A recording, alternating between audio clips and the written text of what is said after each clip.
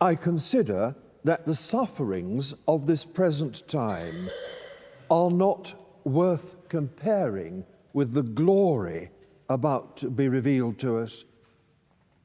The creation waits with eager longing. Glory.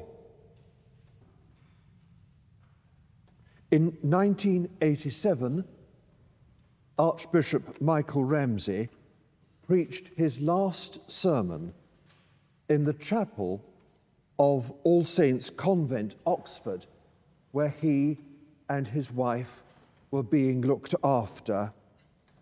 He preached it on Christmas Day. The superior hesitated to ask him to preach because she wondered if anyone could hear what he said. But every word was audible. Each time he said glory, it came out as a shout. Glory!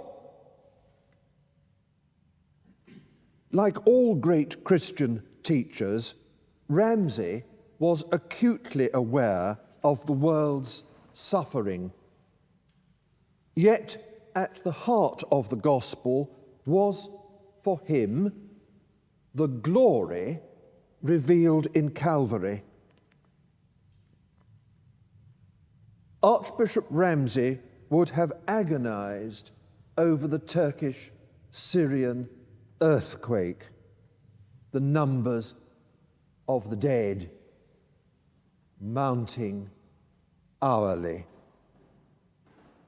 He would have agonized over the Taliban murdering fellow Muslim soldiers at prayer in a Pakistan mosque. Yet, at the same time, his very last sermon ended on the shout of glory. Thus, too, today's gospel in the 6th chapter of Matthew. Even Solomon in all his glory was not clothed like one of these flowers. The Christian religion requires an honest attention to the world as it is, to its perplexities and demands, and a humble attentiveness to the hope that is in us, that earthquake and violence and cruelty are not the end. There lies a thread of glory strong in human experience that holds our frailty together as the fine line of gold used to mend a broken vessel in Chinese ceramic.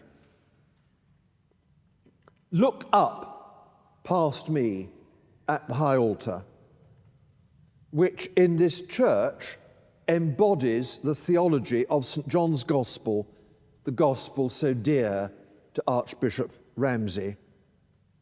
There in front of you is tabernacle and crucifix. Tabernacle, the Word made flesh, dwelling among us, full of grace and truth. And above it, Calvary. When I am lifted up from the earth, I will draw all people to myself. And without Calvary, here above the high altar, there is no Blessed Sacrament in the tabernacle, beneath it, on the altar. For the crucified God is the God who feeds us, and we have seen his glory, full of grace and truth. We glimpse it in this building. In this little church, hidden away behind Sloane Square, for here are held together tabernacle and crucifix. There's much for us to deepen and encourage our attentiveness to what the gospel is about. That openness to the world and its needs, which is not overcome or defeated by it.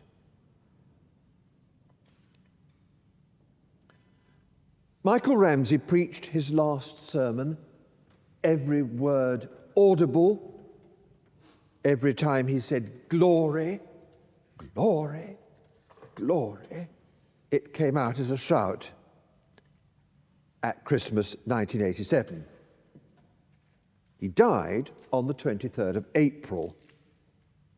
He's buried in the great cloister garth at Canterbury, near his hero, Archbishop William Temple.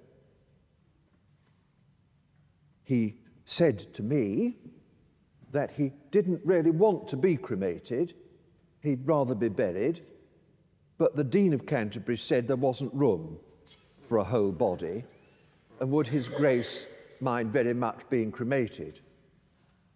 He said to me in a letter, which I've still got, "I agreed in the end to be cremated, but I hoped the stone on my ashes would be sufficiently large for people not to think I had been William Temple's cat."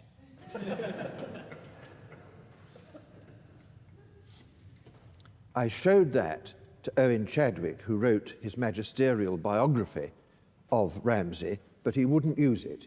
He thought it undignified. It is undignified. It's real Ramsey. That's why he was a saint.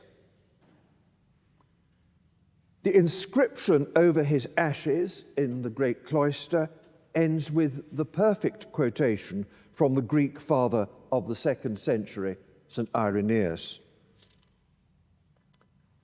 "With thanksgiving, pray for Arthur Michael Ramsey, 1904 to 1988, Archbishop of Canterbury, 1961 to 1974, scholar, priest, and friend. The glory of God is the living man, and the life of man is the vision of God